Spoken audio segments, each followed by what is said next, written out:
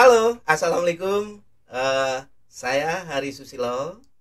Kita berjumpa di tayangan perdana dalam podcast KPU Kaltara di Ngobrol Goy.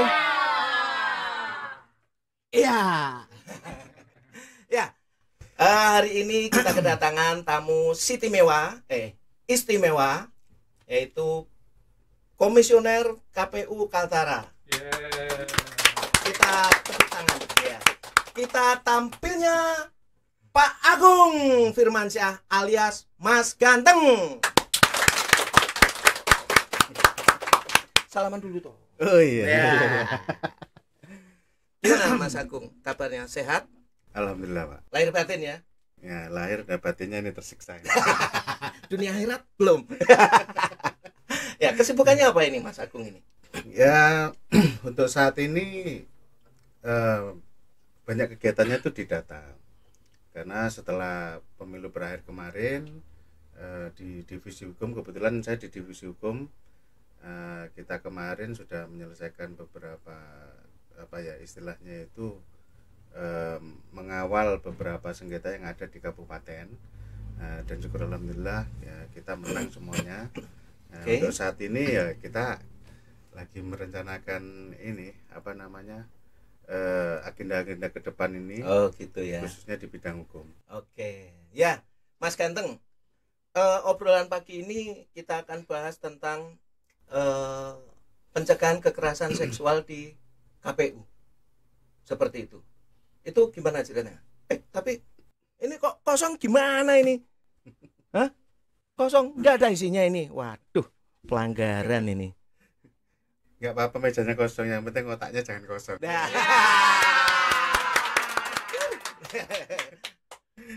Nah ini.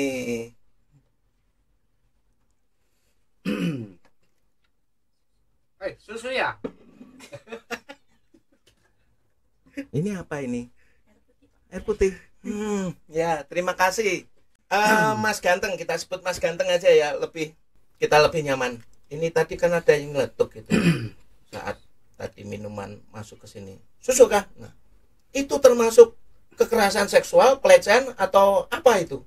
Nah, bisa dijelaskan nggak itu? Jadi gini Mas, kebetulan KPU kemarin di tahun 2024 mengeluarkan surat mengenai pedoman tentang penanggulangan kekerasan seksual, pencegahan kekerasan seksual, yaitu di PKPU ya kalau nggak salah.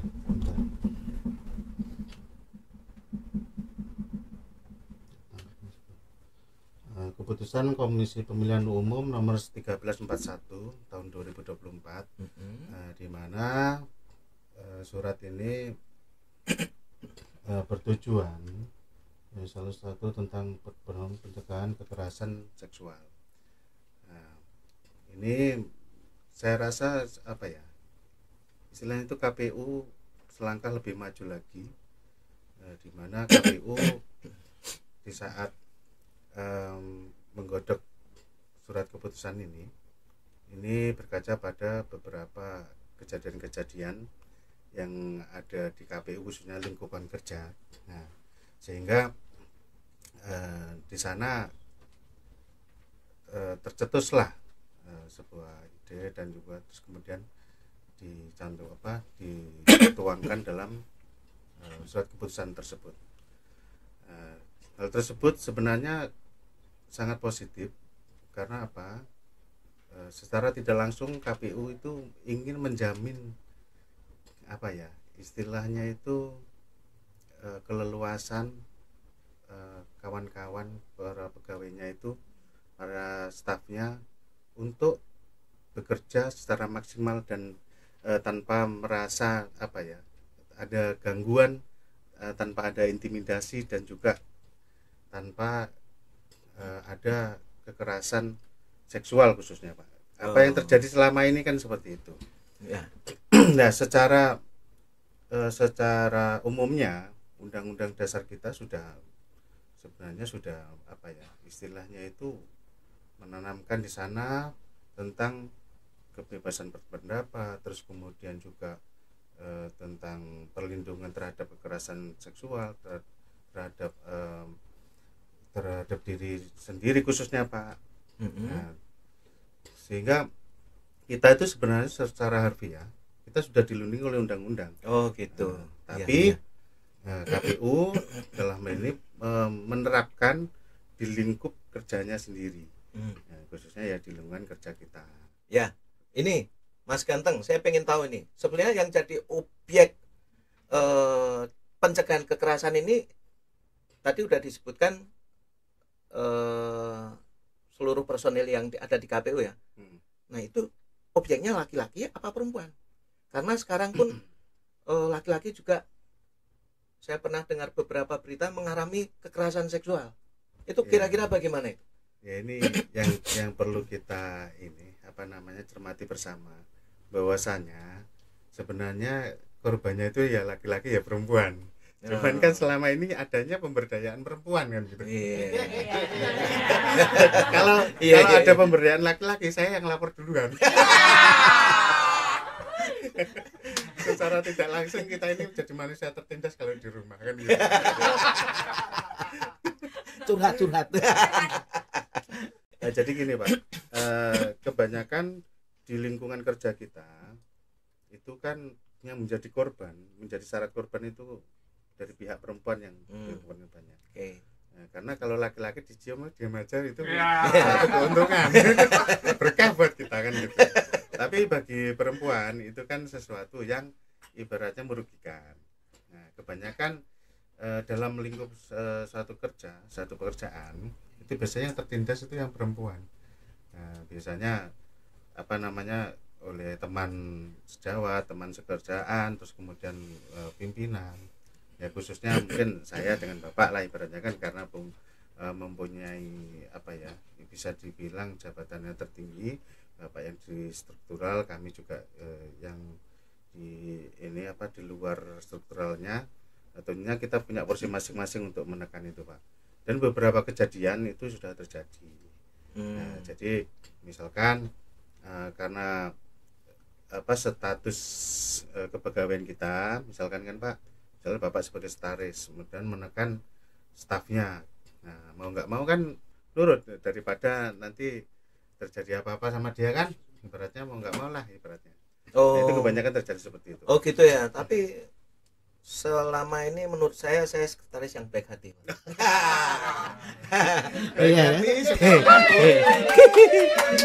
Baik hati, tidak sombong, rajin menabung, suka menolong.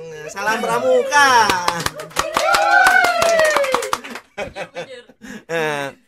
Ya kalau ya Mida. Ada itu legalitasnya ada. Burung pipit tadi gitu. Ya. Jadi memang penekanannya lebih pada perempuan ya. Kalau misalnya hal itu stressingnya di perempuan, Mas Agung, kira-kira apa sih langkah-langkah yang dilakukan oleh KPU Kaltara menindaklanjuti, memfollow up dari surat edaran tentang pencegahan kekerasan seksual tersebut? Ya, dalam hal ini yang dilakukan Provinsi Kalimantan Utara, kita sudah melakukan apa yang diperintahkan dalam surat KPU 1341. Ya, salah satunya adalah pembentukan satgas. Satgas untuk pencegahan kekerasan seksual. Jadi tiap tahun itu SK-nya itu diperbarui Pak. Kita kemarin syukur alhamdulillah se-Indonesia kita nomor 4 paling cepat dalam pembentukan satgas ini. Satgas ya. Nah, kita di 2004 sudah istilahnya membentuk dan juga sudah menerapkan. Nah, memang karena kemarin masih tahapan, sehingga kita baru kurang lebih 1 bulan yang lalu atau 2 bulan yang lalu itu setelah perpanjangan SK, nah itu kita melakukan sosialisasi. Itu kan salah satu tugas dari satgas, yaitu sosialisasi. Nah kemarin kita sudah sosialisasi internal, di lingkungan KPU Provinsi Kalimantan Utara. Nah, terus kemudian kita juga mengadakan sosialisasi juga di tiap kabupaten, tapi karena yang biasa kita kan 2025 ini karena ada efisiensi anggaran sehingga kita laksanakan lewat Zoom. Gitu. Tapi saya rasa kawan-kawan di kabupaten sudah memahami apa yang sudah kita sosialisasikan, sehingga kawan-kawan ya tinggal implementasinya aja nanti. Itu Pak kurang. Iya. Jadi memang sosialisasi lewat Zoom ya Pak. Jadi memang menurut saya begini, efisiensi itu positif lah. Karena apa? Memaksa kita berpikir supaya gimana caranya bisa jalan, kan begitu. Kira-kira begitu ya. Tapi nggak juga air putih begini. Pantes lah rambutnya Pak Ramli putih.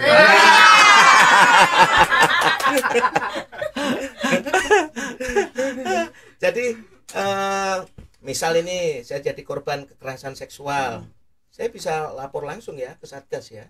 Bisa Pak. Ya, jadi kemarin salah satu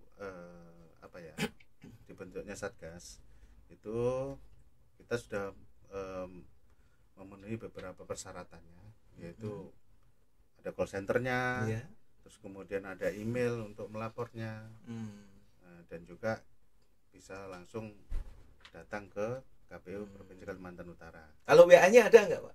WA. Ada itu tadi Pak, Cik. Call center itu. Call center Cik. Iya. Jadi teman-teman, ternyata di KPU itu sudah ada Satgas Pencegahan Kekerasan Seksual. Nah, buat teman-teman yang merasa ini ya, merasa dirugikan atau apa, silakan langsung lapor ke Satgas. Saya sama teman-teman ini mungkin pengen tahu ini contoh-contoh apa bentuk-bentuk kekerasan seksual itu seperti apa sih, kayak apa gitu loh. Apakah kalau saya melotot itu termasuk kekerasan seksual, atau saya bilang tolong dong beliin ini, itu juga bentuk kekerasan seksual atau gimana? Baik. Jadi gini kawan-kawan sekalian, menurut pemberdayaan perempuan, perlindungan anak di pusat di Jakarta, kemarin waktu kami ada pertemuan di Jakarta, di sana dijelaskan ada beberapa hal atau bentuk-bentuk kekerasan terhadap seseorang lah, ibaratnya kan gitu ya, tapi kita masuknya kan ke segmen yang kekerasan seksual. Nah, jadi dalam hal ini ada beberapa. Yang pertama bentuknya ada yang verbal, terus non verbal. Verbal itu maksudnya, non verbal itu maksudnya non fisik lah. Kalau verbal kan fisik. Jadi ada beberapa sih, banyak sebenarnya. Ada yang sampai, ini lucu banget, masa ya sampai ke kontrasepsi gitu. Terus kemudian ada sterilisasi, perkawinan. Ya, ini kan ada beberapa maksudnya. Artinya kan kekerasan seksual kalau kontrasepsi dalam artian mungkin pasangannya itu menginginkan memaksakan memakai kontrasepsi tertentu atau gimana gitu ya. Nah, kalau non fisik ya seperti yang tadi Pak Ramli itu tadi yang gitu. dicelupkan tadi, misalnya sebenarnya Pak Ramli ini kan tujuannya bagus ya kan. Tujuannya bagus dalam artian itu cuman menyeletuk aja, sifatnya cuman main-main dan guyon. Dalam artian misalkan tadi Pak Arsus kan bilang ini kok kosong. Nah, Pak Ramli tadi kan bilang, "Nop, susunya keluarkan," kan gitu. Nah, dalam artian itu kalau kita berpikirnya itu jernih, berarti kan Pak Ramli itu menyuruh mengeluarkan minuman susu kan gitu Pak. Ya kan satu bahasa itu kalau kita maknai istilahnya itu setiap orang itu kan punya pemikiran masing-masing ya kan. Misalkan Mbak Mida tadi memaknai katakannya Pak Ramli itu ini susu kental manis kan gitu. Nah, terus kemudian Mbak Dina beda lagi, ini susu diamond yang cair. Kemudian kita sandarkan lagi pada si korban tadi, misalkan Mbak Nopi tadi. Tapi kalau Mbak Nopi itu merasa bahwasanya itu celetukan dan juga candaan, ya udah saya rasa tidak ada masalah. Iya, Tapi kalau iya. Mbak Novi tidak terima, ya itu bisa dijadikan sebagai apa ya, istilah itu aduannya. Nah, Oh, gitu ya. jadi itu sudah merupakan apa ya, istilahnya itu Itu pelecehan atau kekerasan ya, seksual? bisa dibilang pelecehan Pak, tapi itu kan ya apa ya, kita kan di sini mengambil segmennya itu kekerasan. Nah, Oh, kekerasan gitu. itu bisa Iya. dibilang ya itu tadi pelecehan dan lain sebagainya. Oh, gitu. Nah, ini kalau menurut saya ini Ramli ini pikirannya jernih. Cuma perutnya kosong. Itulah. Jadi konslet ya.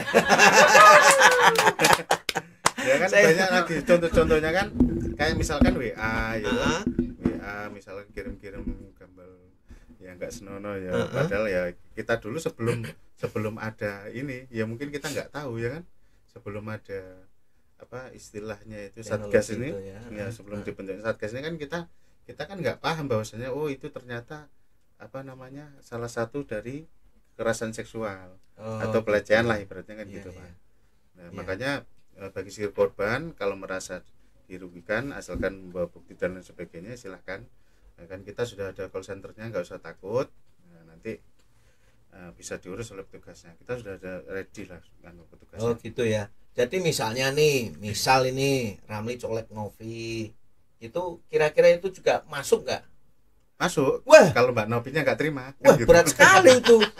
Hah? Berat sekali begitu. Waduh, ternyata hal-hal kecil pun bisa Iya, dikategorikan kekerasan seksual ya. karena itu apa ya menyebabkan ketidaknyamanan seseorang di lingkungan kerja. Oh, Nah, gitu. sehingga Oke. misalkan Novi ini yang paling sering dicolek dulu kan. Misalkan Novi ini jalan tiba-tiba dicolek temannya, ya toh. Nah, kalau mungkin sekali dua kali Novi masih terima. Tapi kan lama kelamaan nggak enak apa? Oh nggak enak ya kerja di sini lama-lama kok gini kan gitu. Itu yang kekerasan apa ya verbal yang ringan lah ibaratnya Pak. Tapi Hmm. ada juga ini kejadian mungkin ya di wilayah lain lah misalkan. Mm-mm. Nah ini sampai apa ya istilahnya itu dia sampai melakukan hal-hal yang tidak senonoh dan lain sebagainya sehingga Oh, salah satu apa namanya pegawainya itu sampai keluar. oh, Nah tapi kemarin ya saya rasa sudah diselesaikan karena kita pelaporannya ini kan selain apa namanya kita laporkan ke KPU RI, nah ini bisa sampai juga ke DKPP kan oh gitu. gitu. Apa sih konsekuensi untuk pelaku? Apakah hanya sampai tadi yang seperti disampaikan ke KPU RI, DKPP, ataukah itu bisa juga masuk ranah pidana? Bisa nggak itu misal misal dari DKPP atau KPU RI kena sanksi, kemudian pidananya juga ada. Kira-kira seperti apa ini Mas Ganteng ini? Ya itu Pak, seperti yang saya jelaskan tadi, Mm-mm. bahwasanya Satgas itu akan memproses dari aduan ini apakah memenuhi unsur atau tidak. Mm-mm. Mungkin bisa diselesaikan secara kekeluargaan dulu atau seperti apa. Nah terus kemudian dari hasil investigasi tadi, nah Yeah. itu akan dituangkan pada sebuah laporan. Nah terus Oh. kemudian dari Satgas provinsi nanti akan mengirim ke KPU RI. Oh Nah, gitu ya. bila mana dibutuhkan itu bisa kita juga tindak ke DKPP. Nah, kalau memang merasa si korban ini kurang puas, nah itu bisa kita tingkatkan sampai ke pidana. Pidana. Ya, Oke. karena kan nanti apa ya istilahnya mungkin dari KPU ada surat teguran dan lain Iya, sebagainya. iya. Kalau dari DKPP itu mulai dari teguran ringan, teguran keras sampai dengan pemecatan, Pak. Nah, ini kan Oh, sudah terjadi juga di KPU, ada di beberapa iya. wilayah seperti itu. Iya, iya. Nah, terus Mas Ganteng, saya pengen tahu ini. Tadi kan sudah disampaikan ada sosialisasi. Terus tindak lanjut dari sosialisasi itu apa? Dari KPU Kaltara.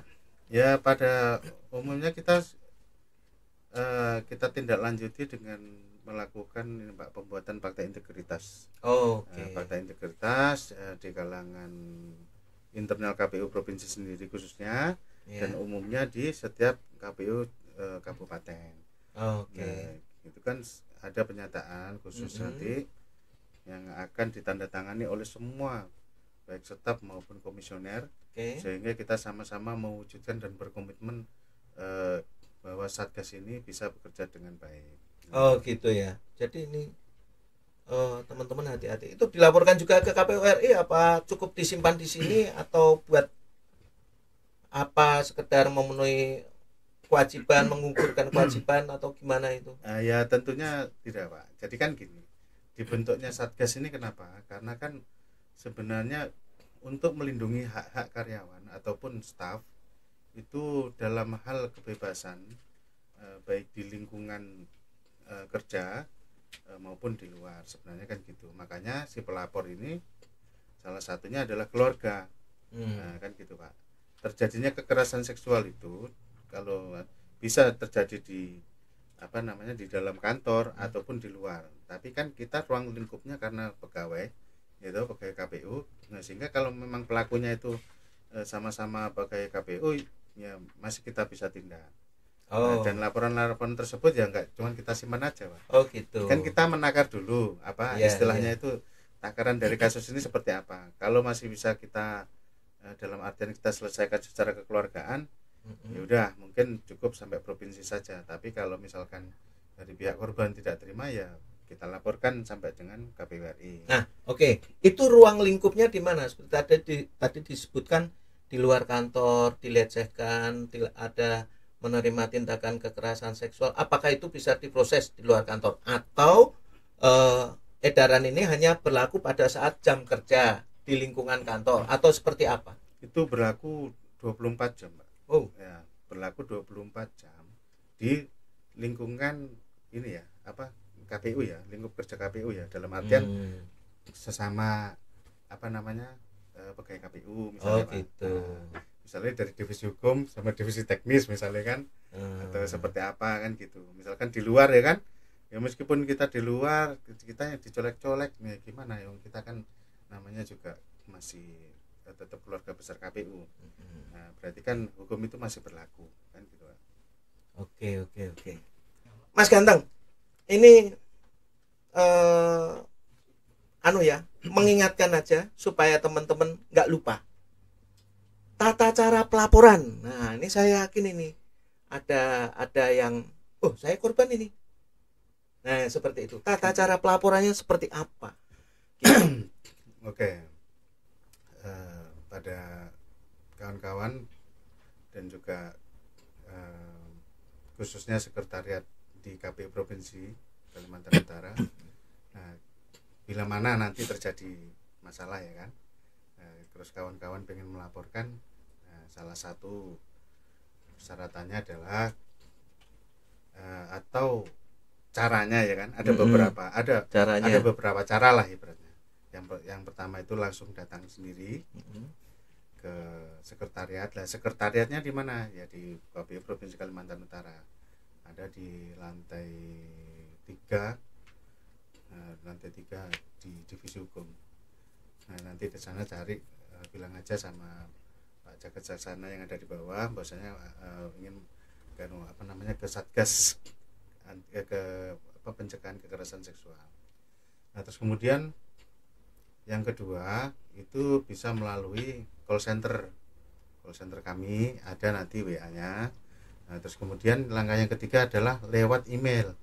Nah, lewat email itu melalui emailnya itu satgaskpukaltara@gmail.com. Nah, bisa nanti langsung menyertakan di sana laporannya apa dan dilampirkan dengan bukti-buktinya. Nah, nanti dalam waktu 24 jam Satgas akan merespon. Misalnya akan diproses secara administrasi dulu. Nanti setelah diproses administrasi, Satgas akan memanggil baik pihak pengadu maupun nanti yang teradu kan gitu, Pak. Oh gitu ya. Gitu. Iya. Jadi ini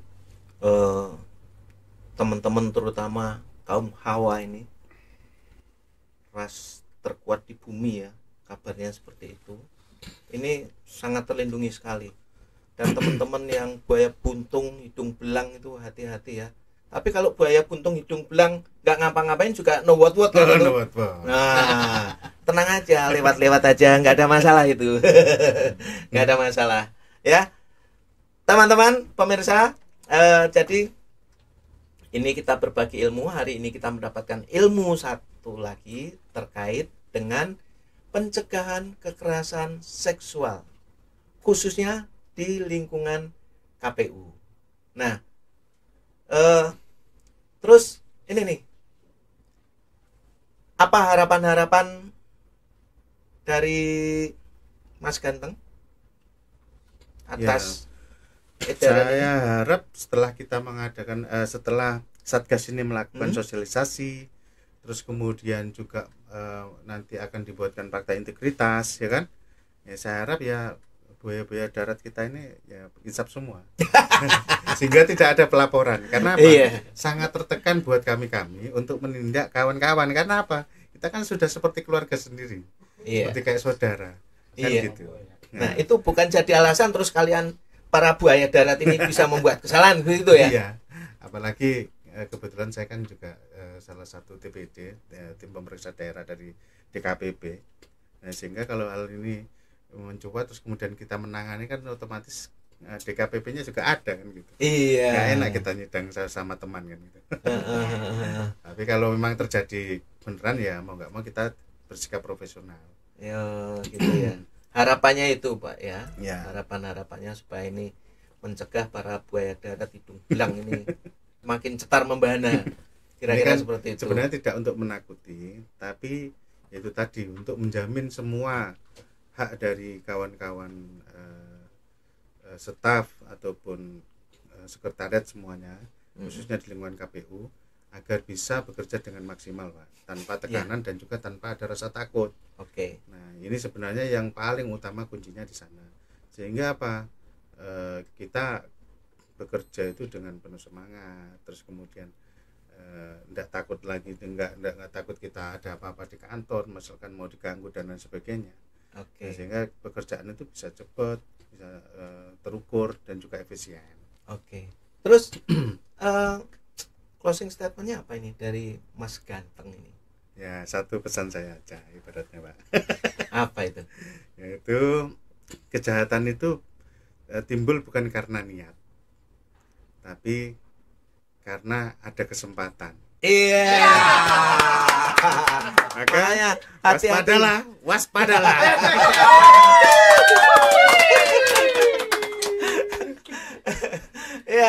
Ya terima kasih sekali Mas Ganteng. Salaman dulu. Jadi pemirsa, itu tadi kita berbagi pengetahuan, sharing ilmu, sharing kalau pengalaman kayaknya belum ya. Dengan Pak Agung Ganteng, Komisioner KPU Kaltara. Semoga apa yang disampaikan beliau bermanfaat untuk kita semua, khususnya teman-teman yang bekerja di KPU, baik itu provinsi maupun kabupaten kota. Terima kasih.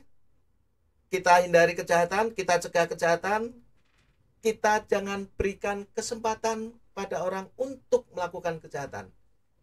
Sehat selalu. Saya Hari Susilo. Ngobrol dong.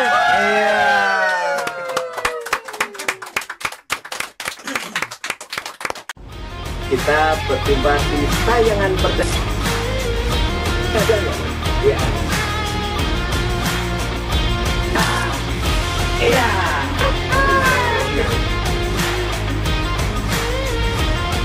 Ini masuk golongan satu disebutkan